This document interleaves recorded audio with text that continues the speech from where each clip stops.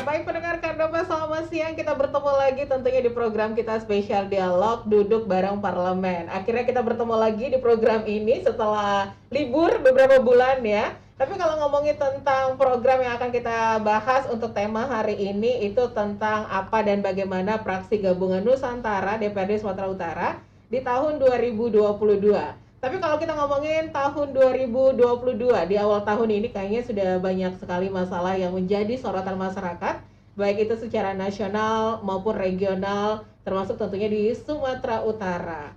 Banyak sekali masalah ya, nanti akan kita bahas bersama Pak Zaira ini, masalah apa saja. Dan DPRD Sumatera Utara sebagai lembaga perwakilan rakyat, kiranya ini menjadi bagian yang banyak menerima keluhan dari masyarakat Sumatera Utara, demikian juga dengan praksi gabungan DPRD Sumatera Utara yang disebut sebagai praksi Nusantara ya. Kiranya banyak merespon dan menindaklanjuti keluhan-keluhan masyarakat agar bisa disampaikan kepada pihak eksekutif. Nah, ini kita sudah bersama Ketua Praksi Gabungan DPRD Sumatera Utara, ada Pak Zaira Salim Ritonga. Selamat siang, Pak. Selamat siang, Mbak Desi. Apa kabar? Alhamdulillah baik, Pak. Sehat. Sehat semua kita ya, Pak. Alhamdulillah. Karena Medan masih masuk PPKM level 3 lagi nih. Naik lagi level ya. Ada varian baru, Pak. Omikron. Omikron, Om Imron, Om apa? Iya. Banyak, Pak, jadi pusing kita nih, Pak ya. Betul. Tapi terkait aku sebutin tadi dari awal tahun 2022, kota kita Medan ini banyak sekali menghadapi masalah ya, Pak. Bukan hanya Medan, Sumatera Utara, seluruh Indonesia juga, bahkan seluruh dunia menghadapi ya itu tadi varian baru dari COVID-19 ini ya. Tapi kalau terkait Medan sendiri, menurut Bapak gimana sekarang ini, Pak? Ya, saya melihat Sebagai Ketua Praksi Nusantara. Ya, melihat sekarang kondisi Medan sebenarnya belakangan hari sudah lebih baik. Tapi memang kondisi dunia ya memang ya global ya. Kasus Omikron ini kan sudah mencapai puncak-puncaknya di bulan 2 bulan 3 ini. Ya, apalagi memang banyak kelonggaran-kelonggaran yang dilakukan sehingga ini menjadi banyaknya masyarakat yang terdampak ya.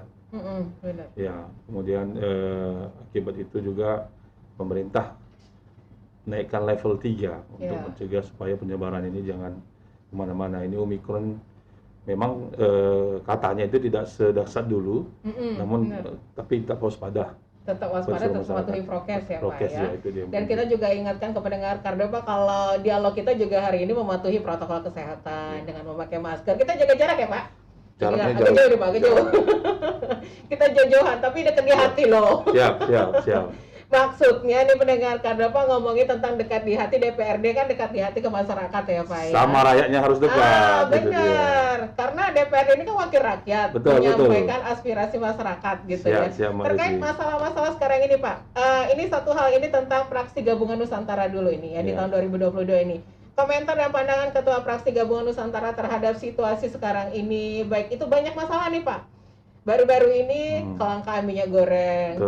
Terus juga masalah kemarin ada JHT yang harus dicairkan di umur 56 tahun. Ada lagi masalah BPJS baru-baru ini. Persyaratan kalau mau urus ini harus punya BPJS. Betul. Kalau Bapak menanggapi isu-isu sekarang ini yang beredar gimana nih, Pak? Ya, saya melihat begini ya.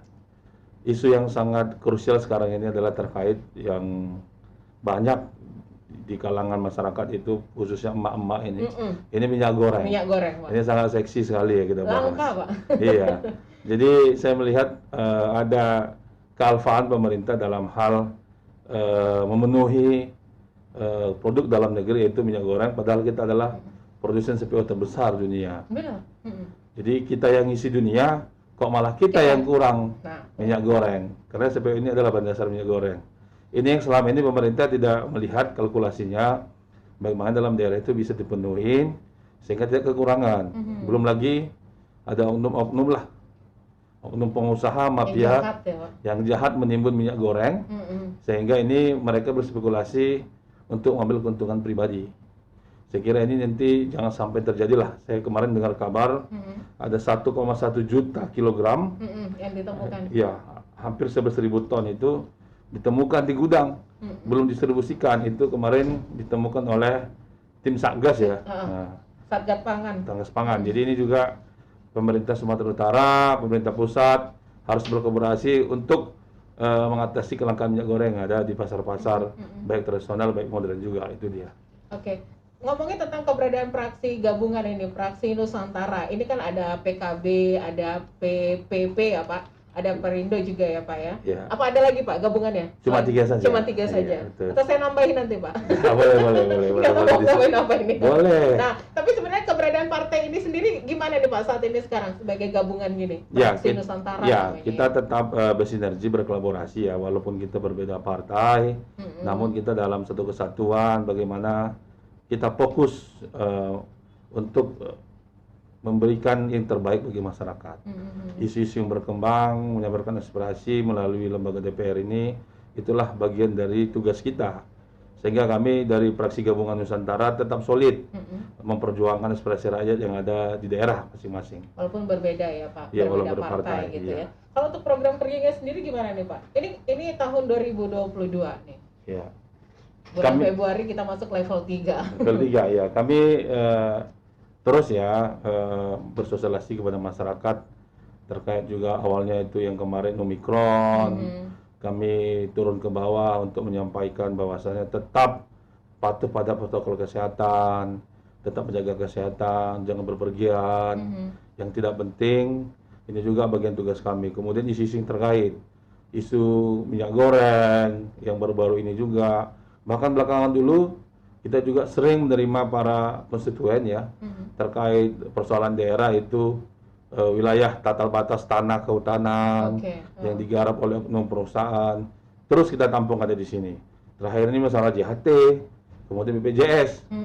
BPJS syarat segala syarat. Ya. Bukan hanya KTP aja. Kalau orang mau nikah harus pakai BPJS sekarang nih. Benar Pak. Mau ibadah naik haji harus pakai BPJS. Ini Mau urusan jual beli rumah pakai BPJS. Ini perlu ya kami pendalaman ini lah. yang dipertanyakan masyarakat, kenapa harus ada BPJS gitu. betul. Tapi kalau keluhan masyarakat yang paling banyak sekarang ini apa Pak nih yang diterima pihak DPRD?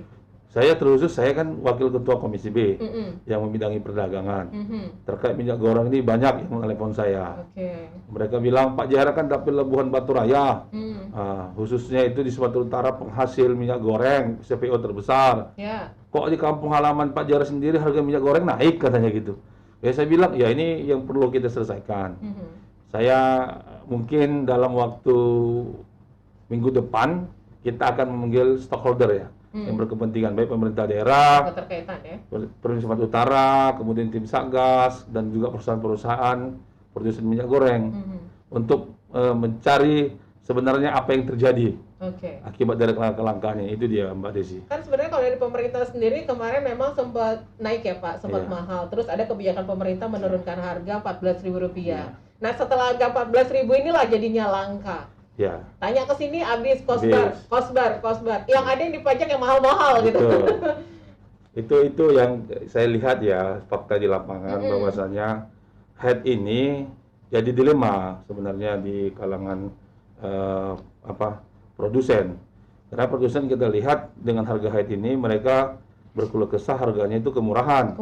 Ya, padahal masyarakat 14.000 udah kemahalan. Nah, ini yang harus pemerintah mengambil kebijakan bagaimana harga minyak goreng ini bisa disubsidi.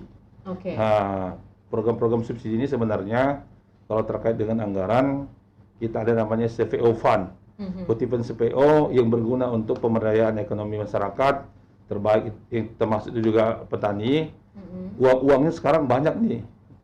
Uang itu sekarang rekening BPDPKS namanya, Badan Penyelenggara Dana Perkebunan Kelapa Sawit. Jadi uangnya situ ada 60 triliun yang diperuntukkan untuk subsidi CPO.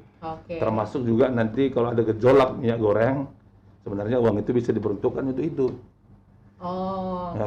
Jadi saya lihat langkah itu belum dilakukan oleh pemerintah. Belum, masih. Nah, ini mungkin tugas DPRD yang mendesak pemerintah nih. Insya Allah mudah-mudahan nanti tanggal 1 kita panggil. Baiklah. Oke, pendengar Kardapa jangan kemana-mana, nanti kita lanjut lagi obrolan kita bersama Ketua Fraksi Gabungan DPRD Sumut dari Fraksi Nusantara juga nih ya, gabungan ya Pak ya? Gabungan. Tetap solid walaupun berbeda-beda ya Pak? Solid. Berbeda-beda tetap satu. Satu tujuan. Jangan kemana-mana, pastikan stay tune terus di 99,4 FM. Jangan lupa live streaming kita yang ada di luar kota, bahkan di luar negeri. Tinggal klik live streaming di www.kardopafm.co.id. Kita kembali dulu ke studio, silakan. Fraksi Nusantara Gedung DPRD Sumatera Utara masih bersama Pak Zeira Salim Ritonga nih sebagai ketua fraksi gabungan. Ya. Gabung-gabung ya Pak. Iya, gabung-gabung. Gabung-gabung menjadi satu gitu Pak. Tapi sebenarnya hal-hal yang banyak menjadi sorotan yang sering dibicarakan oleh fraksi gabungan Nusantara ini apa aja nih Pak yang menjadi sorotan sekarang ini dari fraksi Nusantara ini? Oh ya. Hal-hal apa gitu? Hal-hal ini termasuk tadi minyak goreng. Oke, itu yang sekarang menjadi sorotan utama isu utama yang perlu kita klarifikasi dengan pemerintah daerah. Apa yang sebenarnya terjadi yang ada di pasar-pasar, kenapa minyak goreng ini bisa langka? Kira-kira ada indikasi penimbunan Pak? Ya, kalau saya melihat ya, dengan ditemukannya ada 1,1 juta kilogram, ini perlu juga ditelaah ya, ditelisik ya. Adakah indikasi ke sana? Mungkin nanti aparat hukum gabungan dengan Satgas Pangan untuk melakukan investigasi. Nah, karena kita tahu bersama ya, sesuai dengan Undang-Undang Nomor 7 Tahun 2014 Pasal 107, pelaku usaha yang melakukan penimbunan stok tidak disalurkan kepada masyarakat untuk mengambil keuntungan pribadi, maka ada punishment-nya, dendanya. Dendanya itu 50 miliar, kurungannya 5 tahun. Jadi itu jelas dari hukum undang-undang itu menyatakan bahwasanya setiap orang atau pelaku usaha yang melakukan spekulasi terkait gejolak harga di saat barang langka itu akan dikenai sanksi hukuman. Dalam waktu dekat ini mungkin fraksi Nusantara akan mengambil tindakan. Ya, kita sudah tadi jadwalkan melalui Komisi B untuk memanggil perusahaan-perusahaan terkait produsen minyak goreng. Kemudian ada berapa PT itu Kak? 3 atau 4 gitu? Ya sebenarnya banyak sih. Banyak sih ya. Banyak produsen Cuman kan minyak goreng. yang disorot PT-PT besar itu sih. Karena mereka memiliki kapasitas produksi yang lebih besar, itu dia. Itu dalam waktu dekat ini ya Pak? Ya, akan dipanggil? Akan dipanggil, akan kita klarifikasi. Tapi jangan manggil aja dong Pak? Enggak, kita akan tekankan, kita panggil Kapolda. Kemudian pemerintah daerah dan produsen minyak goreng, kita mau klarifikasi apa yang terjadi. Apa yang terjadi? Iya, jadi oleh karena itu nanti kita ambil kesimpulan apa yang harus dilakukan oleh pemerintah daerah dan pemerintah pusat. Nanti jangan dibilang nggak nimbun untuk stok gitu. Iya, itu dia. Karena stok kenapa begitu banyak, kenapa tidak disalurkan? Gitu ya? Justru saya herannya ketika temuan stok itu heboh-heboh ke masyarakat, ya ada pengaruhnya juga minyak goreng. Sudah mulai kelihatan Pak. Penetrasi lah di pasaran. Sudah muncul di pasaran. Muncul di pasaran. Jadi tidak seperti dulu lagi. Orang berebut. Orang dulu berebut kan kalau ngantri sembako gratis. Sekarang ngantri minyak goreng bayar pun orang ngebut. Berebut Pak. Makanya ada kebijakan untuk membatasi seperti per keluarga itu cuma 2 liter. 2 liter. Gitu ya, Pak, ya. Jadi itu kan sangat-sangat ya ironi lah ya. Kita produksi minyak goreng, tidak perlu ada kebun kelapa sawit. Kita terbesar bisa dibilang. Terbesar. Tapi malah langka gitu. Malah langka. Produk dasarnya ada di depan rumah. Tiba-tiba kita nggak bisa nikmatin itu produk. Ini kan luar biasa gitu. Ini kan luar biasa sekali Pak. Sangat luar biasa. Itu tanda tanya ini kita Pak ya. Oke, berarti terkait kelangkaan minyak goreng ini pihak DPRD khususnya dari Bapak tadi Komisi B dan Fraksi Nusantara ini akan segera coba untuk membicarakan gitu ya. Ini kan terkait keluhan masyarakat ya Pak ya. Betul. Nah, terkait tadi tentang kita sempat singgung JHT. Ini kan kemarin masyarakat juga sempat heboh. Kan tadi pagi juga terjadi demo di depan depan DPRD ya. Ini terkait JHT. Yang isunya boleh dicairkan di usia 56 tahun. Pada protes dong Pak, pada demo. Jadi kalau misalnya nanti aku gimana di usia ini nunggu 56 tahun baru bisa cair. Iya, betul. Nah, ini tanggapan Bapak nih gimana nih? Saya rasa begini ya, memang ada dilema sebenarnya di antara kementerian dan juga peraturan yang ada. Memang di satu sisi menteri menundukkan peraturan sesuai dengan undang-undang di atasnya. Di sisi lain kan ini kan masalah perut nih, rakyat ini. Iya. Masuk rakyat ya kira-kira aturan itu jangan sampai dibuat justru nanti akan memberatkan para buruh. Nah, saya menangkap seperti itu. Tapi karena banyaknya harus demo masyarakat yang menyuarakan aspirasi baik ke pemerintah pusat, pemerintah daerah, maka Presiden saya mendengar sudah melakukan intervensi terkait akan direvisinya. Direvisi ya. Ya, Undang-Undang JHT yang mungkin nantinya ini bisa lagi kembali kepada para buruh. Jadi orang yang di PHK itu mungkin JHT-nya bisa diambil tidak waktu 50 tahun lagi, 56 tahun. 56 tahun. Ya, kita harapkan seperti itu. Saya kira nanti ini sudah ada solusi dari Presiden langsung instruksikan. Jadi kita minta kepada para buruh tidak lagi bergejolak, karena kan kita harus jaga juga keamanan di saat pandemi seperti ini. Iya, benar. Kita tunggu kebijakan dari pemerintah, janji Presiden untuk mengembalikan ini seperti semula.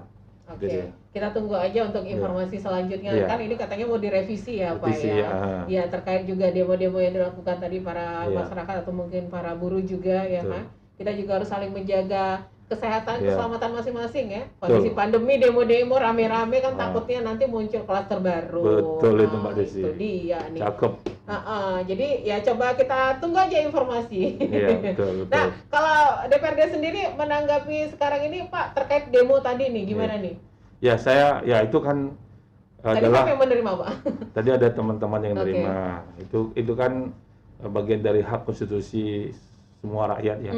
Ya boleh aja. Kita mungkin nggak menyalahkan mereka untuk menyampaikan unek-uneknya ya Pak ya. Benar, itu kan dijamin undang-undang untuk menyampaikan aspirasi asalkan tertib, tidak mengganggu ketertiban umum.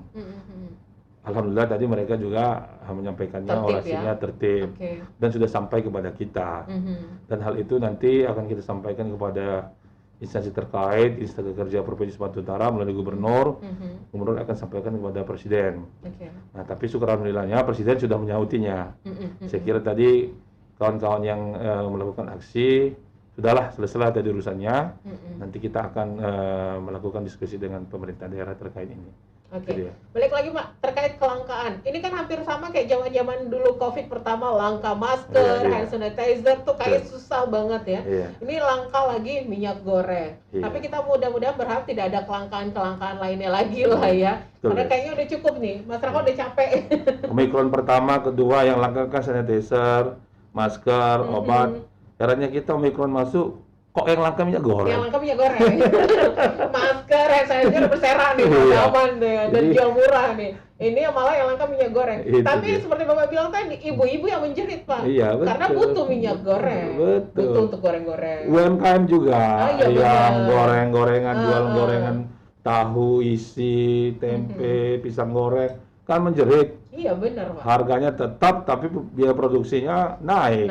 Kasihan kan. Terus kita kalau makan direbus aja bosan juga Pak. Bosan juga. Kadang-kadang nggak ada goreng-gorengan gitu. Betul, goreng-gorengan apalagi musim-musim hujan kayak gini kan senang gorengan Desi. Tapi kalau menurut Bapak nih sebagai ketua fraksi gabungan ini fraksi Nusantara, kira-kira sanksi untuk para penimbun minyak goreng ini menurut Bapak apa yang layak atau yang cocok gitu Pak? Ya jelas tadi Undang-Undang Nomor 7 Tahun 2014 Pasal 107 pelaku usaha yang secara sengaja menimbun bahan produk sembako atau khususnya minyak goreng ini akan dikenakan sanksi kurungan 5 tahun dan denda 50 miliar.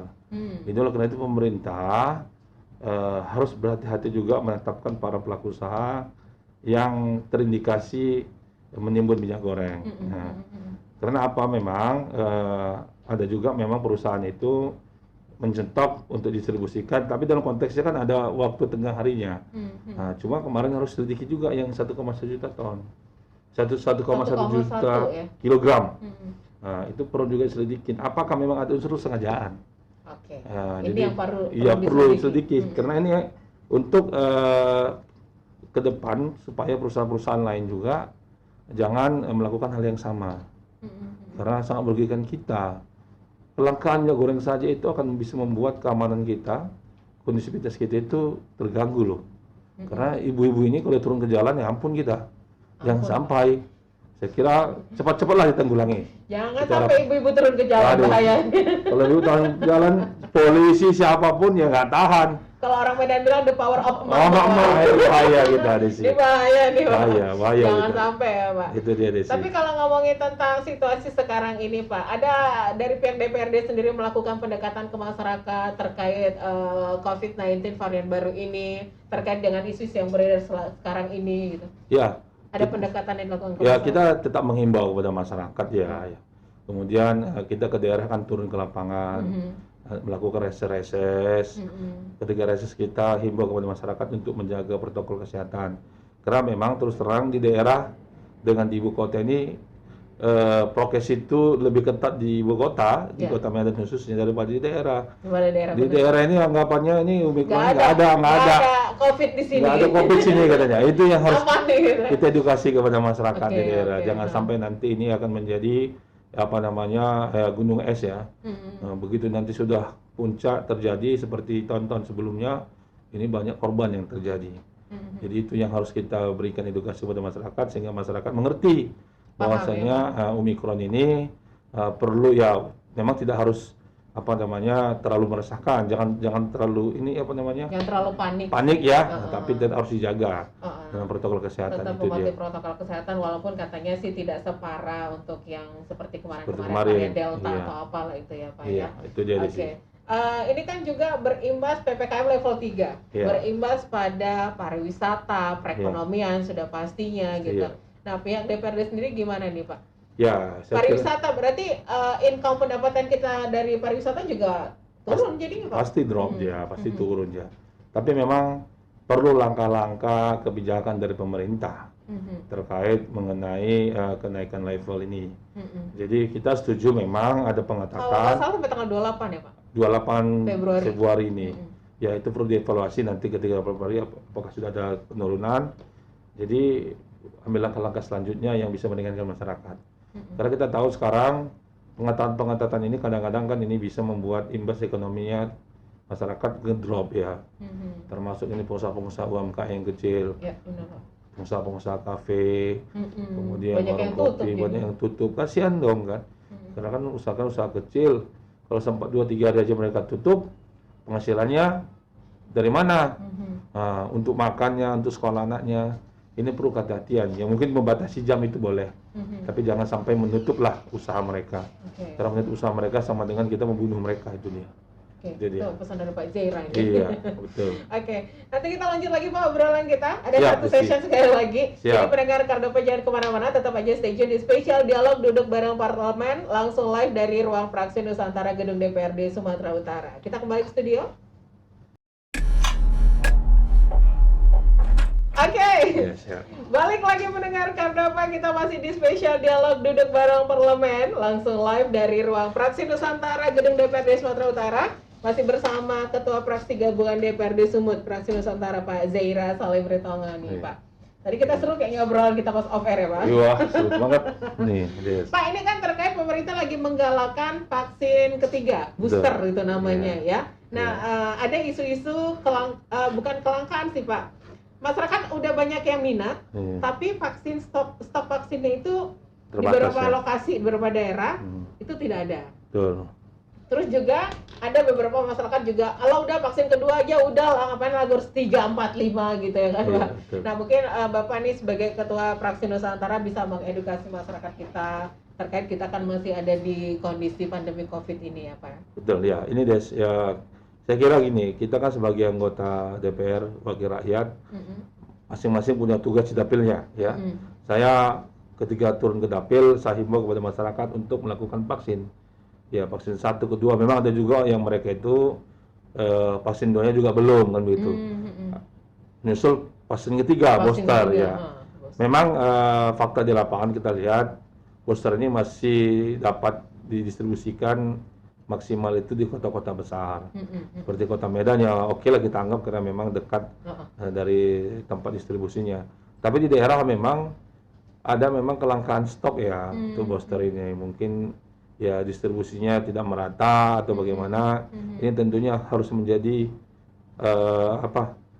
concern pemerintah lah, pemerintah daerah. Biar lebih merata ya Merata Pak. ya, karena memang ini kan masalah kesehatan, keselamatan masyarakat yang ada di daerah. Saya himbau kepada seluruh pemerintah daerah untuk berkoordinasi dengan tim gugus tugas yang ada di Sumatera Utara. Saya kira di sini kan ada stok-stok ini yang ada di Sumatera Utara mungkin yang belum tersalurkan untuk segera cepat disalurkan. Disalurkan. Dan juga harapan saya kepada masyarakat jangan takut untuk divaksin. Ya. Nah, segera vaksin, karena vaksin itu bermanfaat bagi kesehatan. Nah, jadi isu-isu yang kemarin itu yang katanya ada pakai pesawat terbang, ya Iya itu membuang Pak. penyakit segala macam. Disebarkan pakai pesawat terbang. Iya, saya rasa nggak seperti itulah pemerintah ya Oke, kan. nggak sejahat Nggak itu. sejahat itulah. Itu mungkin ada aja orang yang merekayasa, menggiring-giring opini itu supaya distribusi vaksin ini tersendat. Nah, nanti kan takutnya kan yang jadi korban itu masyarakat. Iya. Saya kira kepada seluruh masyarakat ya tolong turuti apa yang menjadi anjuran pemerintah. Yakinlah ini demi kesehatan kita semua. Demi kesehatan, Iya, keselamatan kita keselamatan. juga bersama gitu. Apalagi sekarang ini yang Omikron ini sekarang sudah lagi puncak-puncaknya. Bahkan kemarin kami di DPRD Sumatera Utara melakukan rapid test ya, swab. Ada juga lumayan juga yang terkena. Oke. Nah, jadi saya sendiri tidak melakukan perjalanan dinas keluar daerah provinsi karena saya takut ini nanti akan membawa penyakit Omikron ke daerah kita. Jadi saya kira dibatasi aja perjalanannya sampai ini Omikronnya melandai. Itu dia Desi. Prokes ya Pak ya. Prokes itu paling Mengurangi utama. mobilitas. Iya, mengurangi mobilitas itu tidak Kalau nggak penting. terlalu penting dulu kita tahan dulu. Tahan dulu, Oke. itu dia. Tapi terkait perjalanan Bapak ke daerah-daerah, Iya. masalah apa yang paling sering dihadapi ini Pak? Isu-isu apa? Wah. Bapak kan sering ke sana ke sini gitu. Iya. Mungkin ada unek-unek dari Pak Jairan.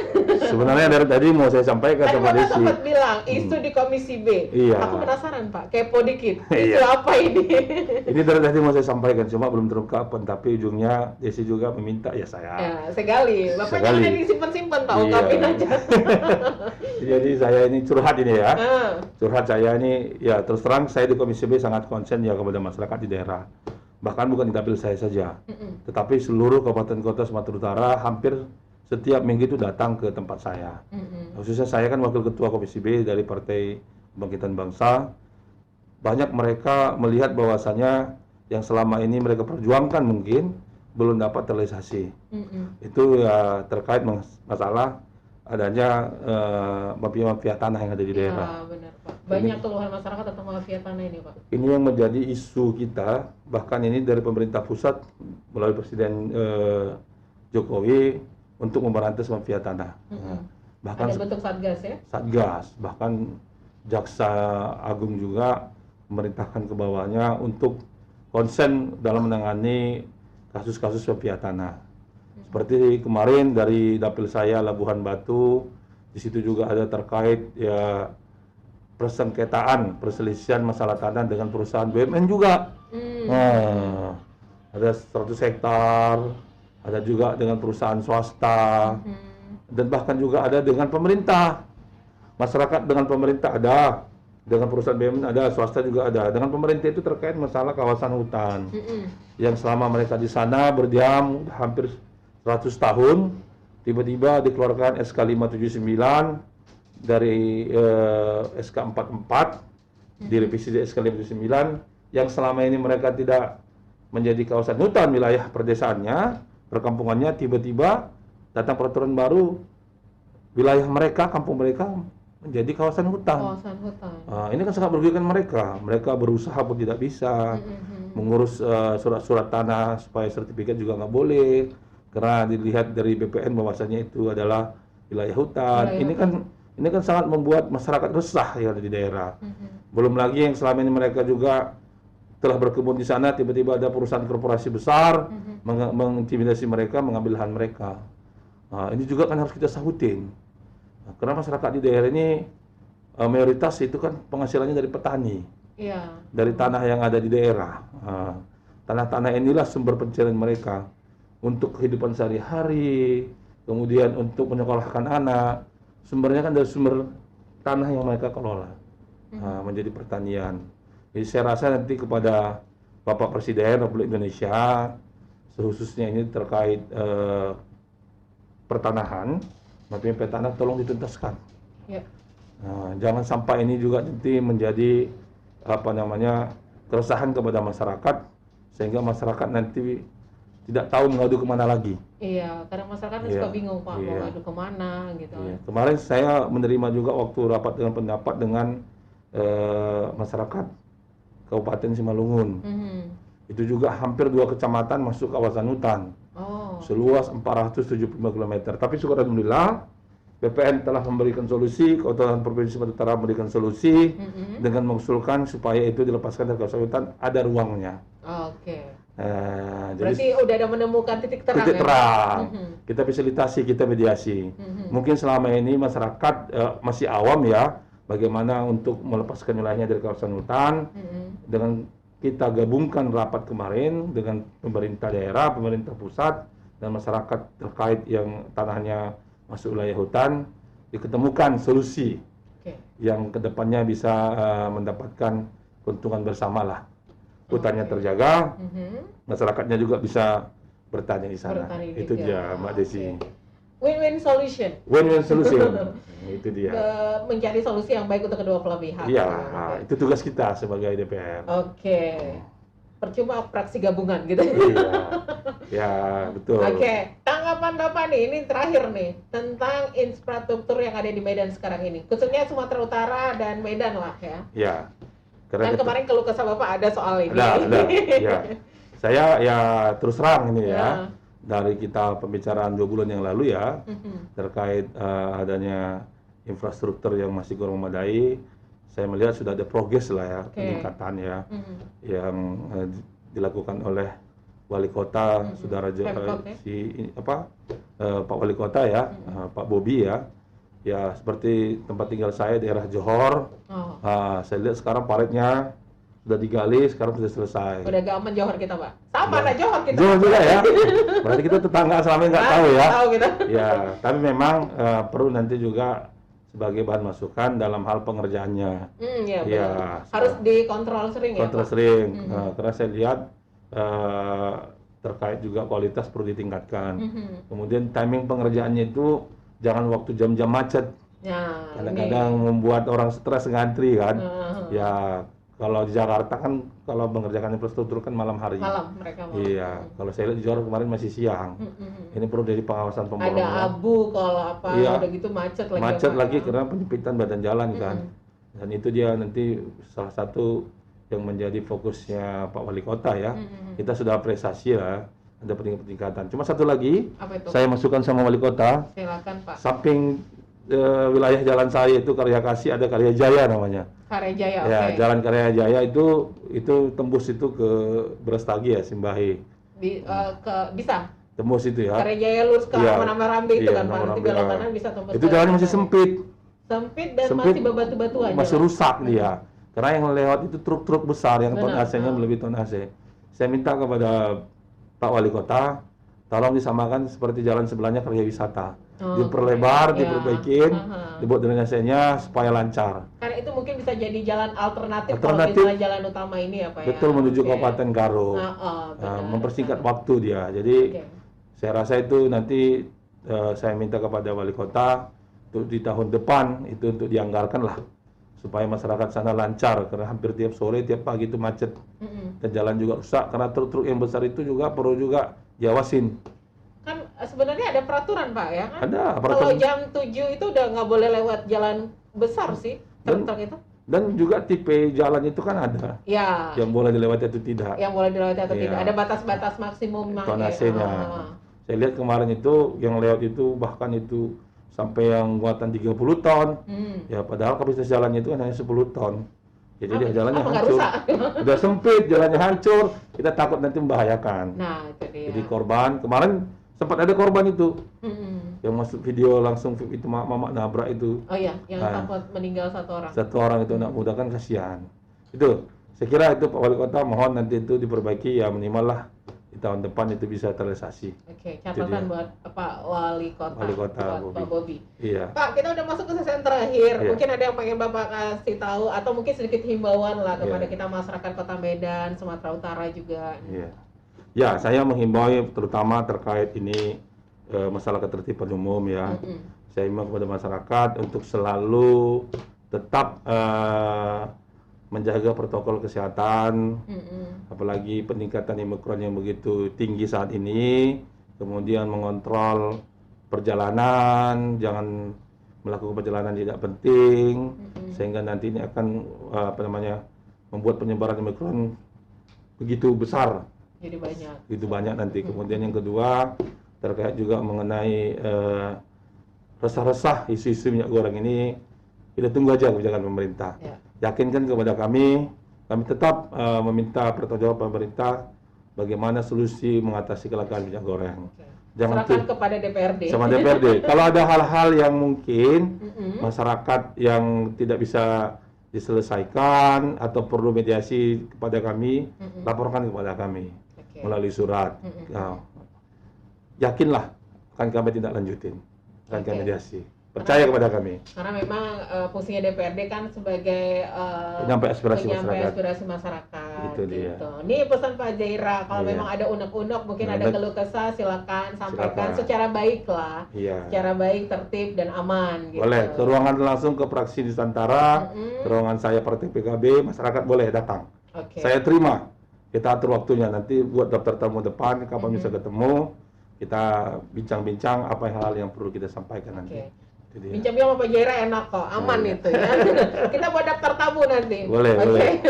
Pak Jaira, terima kasih waktunya sudah ngobrol bersama kita sore hari ini. Sama-sama, Mbak Mudah-mudahan apa Desi. kita obrolin ini bisa tersampaikan juga ke masyarakat, ke pemerintahan juga ya Pak Insya Allah. Semoga kita bisa menyalurkan apa yang menjadi unek-unek masyarakat hari ini. Alhamdulillah. Terima kasih Pak Jaira waktunya.